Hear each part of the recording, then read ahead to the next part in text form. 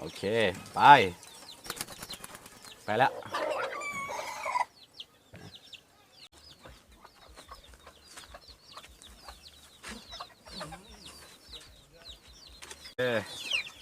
เดี๋ยวเราจะคิดถึงนายอย่าลืมกลับมาหากันเนาะไอ้ไปแล้ว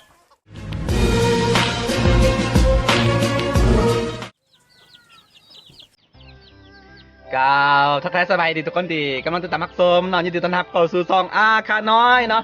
วันนี้เราซื้อมาเห็นอย่างกันคือเราซื้อมาปล่อยนกกลับคืนสู่ธรรมชาติเนาะนกจำพวกนี้ก็อยู่น้ำค่อยมาดนแล้วก็เป็นนกที่ค่อยไปไทยชีวิตมันมาเนาะเมื่อก่อนมีหลายสิบหลายร้อยตัวแต่ว่าตอนนี้ก็ปล่อยไปหมดแล้วยังเหลือ2 ตัวสุดท้ายมีนกแก้วตัวนึงแล้วก็นกเขาใหญ่ตัวนึงเนาะสิปล่อยออกไป2 ตัวแล้วก็สิปล่อยอีกฮอกตัวนึงเนาะทำอิดมี2 ตัวตัวนึงก็ปล่อยไปแล้วยังตัวนึงตัวนี้ก็ปล่อยไปแล้วแต่ว่ามันกลับขึ้นมาอีกเนาะมันกลับขึ้นมาอีกบ่ฮู้ว่าสาเหตุหยังหรือว่าคือต้องบอกเลยว่าเดี๋ยวค่อยอธิบายให้ตำหลังว่าตัวฮอกนี่ได้มักจากใส่เนาะโอเคตอนนี้เฮาสิปล่อยนกเขาใหญ่กับนกแก้วสิดูสวยครับพี่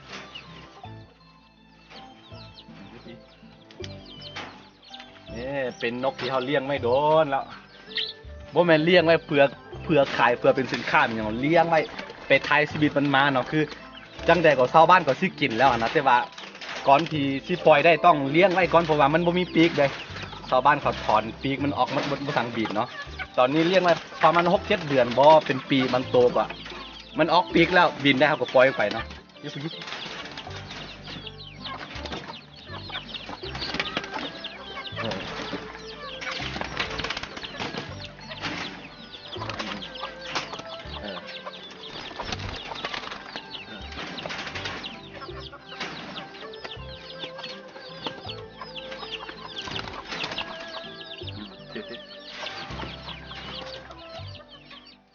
คือค่อนข้างต้องได้ใช้เวลาพอสมควรเพราะว่ามัน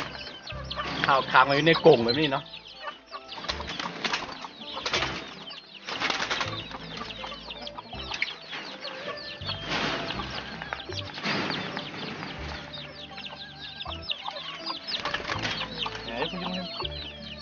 เอานกเกียวมาก่อนก็ได้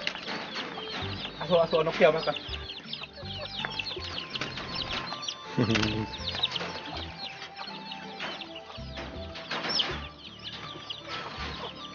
นี่ได้มาแล้วทุกคนนี่คือนกเขาใหญ่เด้อทุกคนเด้อ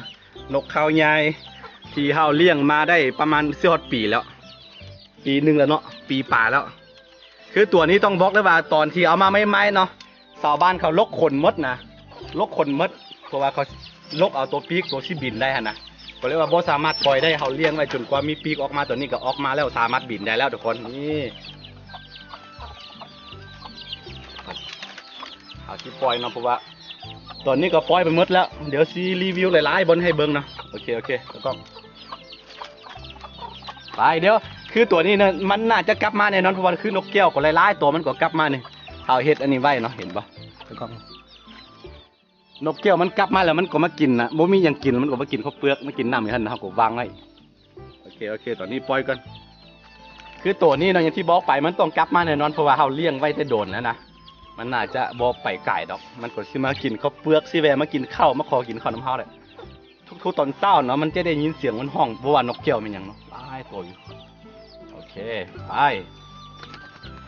ปแล้วเนี่ยมันจับอยู่หันเนาะเดี๋ยวมันก็กลับมาคือเก่าโอเคตอนนี้ยังนกแก้วตัวหนึ่งปล่อยก่อน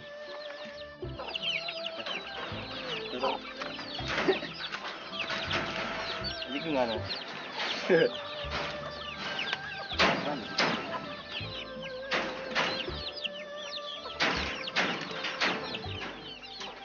ไม่เชื่อ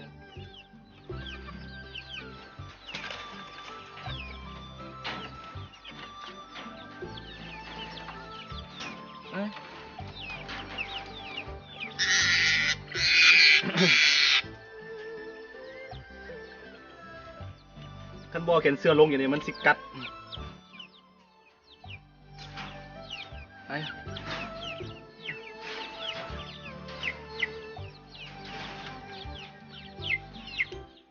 นี่นกแก้วตัวสุดท้ายทุกคนเขาสิปล่อยมันอยู่มัน ตัวนี้ก็ปีกมันออกแล้วเห็นปะเอ้ยเอ้ยเอ้ยเอ้ย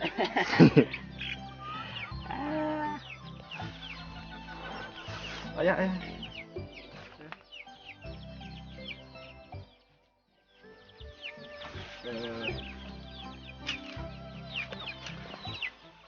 อเคเดี๋ยวเราจะคิดถึงนายอย่าลืมกลับมาหากันเนาะไอ้ไปแล้วผล Aku mah baru mati kedai. เดี๋ยวมันสิกลับมาคือเก่าทุกคน ตอนนี้เขาก็ปล่อยนกเขาใหญ่ตัวนึงนกแก้วตัวนึงไป2ตัวแล้วยังเหลือตัวฮอกตัวนึงเนาะคือข่อยลงทุนไปกับสิ่งพวกนี้หลายล้านเนาะหลายล้านเติบเนาะคือบางคนอาจจะบูฮู้เนาะลงทุนไปหลายล้าน คือนกแก้วตัวนึงนี่บ่ตามก็70,000 เก็บนะลายไปเนาะเฮาปล่อยไปเป็นประมาณ70ไปกว่าตัวแล้วคนไปแล้วก็หลายๆชนิดเนาะที่เฮาปล่อยไปเนาะโดยที่เฮาบ่ได้ทายลงไปนะตอนนี้เฮาสิไปปล่อยตัวกะรอกกันพี่น้องเอ้ยนะ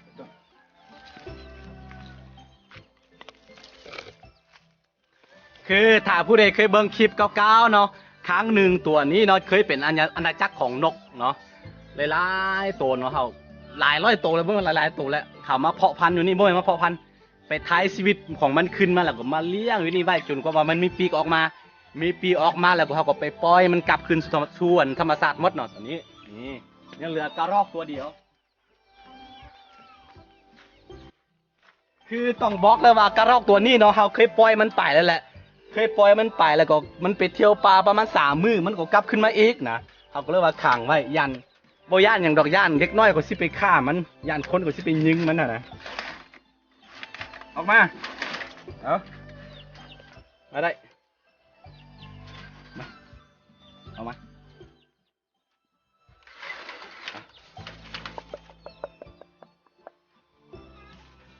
เอาได้เดี๋ยวป้ามันจะนี่ให้มันออกมาเองต้องเอามันยังไกลให้มันจึงออกมา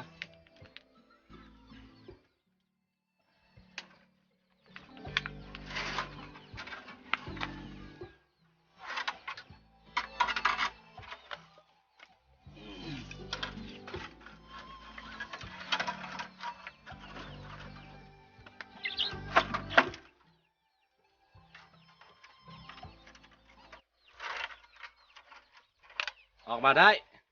มา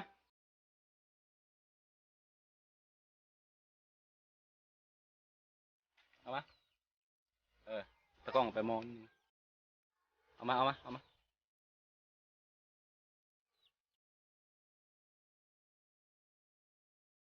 เอามา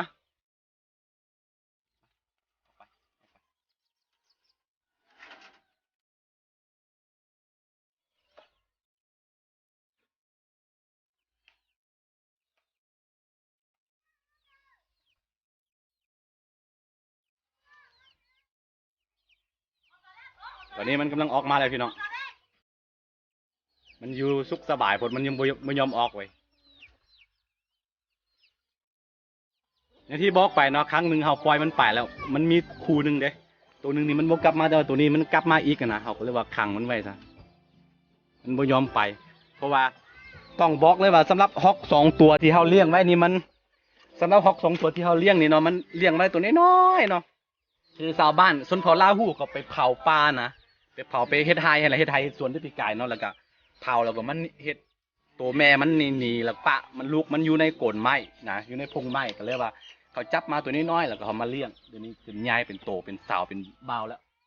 เป็นตัวแม่ทั้ง2 ตัวตัวนึงปล่อยไปเนาะตัวนี้ก็ปล่อยไปแล้วมันกลับขึ้นมาอีกนะตอนนี้เขาสิปล่อยมันกลับไปอีกคือย้อนว่าเขาเลี้ยงไว้ได้น้อยแล้วก็ค่อนข้างเชื่องคือตัวเป็ดตัวไก่เลยทุกคนผู้บราคาเท่าไหร่ตัวละแสนทุกคนเขาซื้อมาตัวละแสนเนาะแต่ว่ามันตีเป็นแบบมูลค่าบ่ได้นะผมมันเป็นความสุขของเขาเด้หลายคนแถวบ้านเขาเอิ้นว่าคนบ้าเนาะคนบ้าเอาเงินไปวานทิ่มที่จริงเขาบ่ได้บ้าเนาะแต่ว่าเขาเฮ็ดไปแล้วมันมีความสุขนะบางเทื่อก็ว่าเฮาบ่ได้เป็นผู้ลาเสมอไปนะเฮาก็เป็นผู้ให้ชีวิตมันให้แบบให้ชีวิตมันมาแล้วก็ปล่อยมันกลับคืนสู่ธรรมชาติเนาะในเวลาเดียวกันเองก็เฮาก็ปฏิเสธบ่ได้เนาะว่าเฮาสิบ่กินมันได้หลายอย่างเนาะที่อันใดที่บ่ผิดกฎหมายว่าง่ายๆ